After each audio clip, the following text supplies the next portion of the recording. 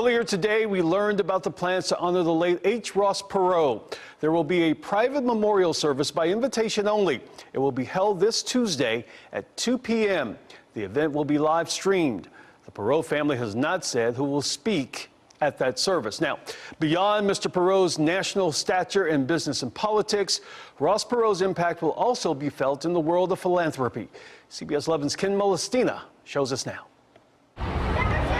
It's perhaps the most recognizable tribute to Ross Perot and his family during his life, and now in his death, the Perot Museum of Nature and Science in Dallas exemplifies the philanthropy the self-made billionaire stood for and encouraged. I think we've lost a visionary leader, someone who is really inspiring. He cared a lot about this community, the city of Dallas. Visitors to the museum told us they appreciate his efforts to draw young minds into science, technology, engineering, and math, or STEM.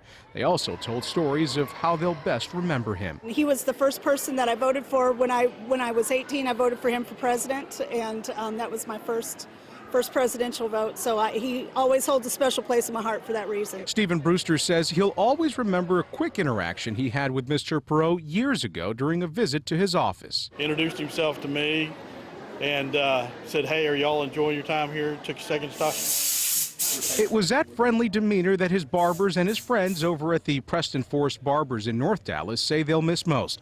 This was the place he came to for routine haircuts since the late 1960s.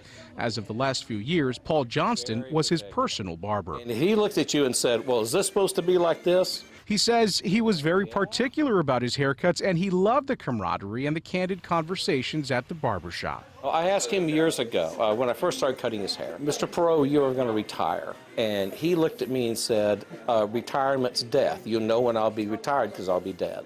He's retired now. Ken Molestina, CBS 11 News.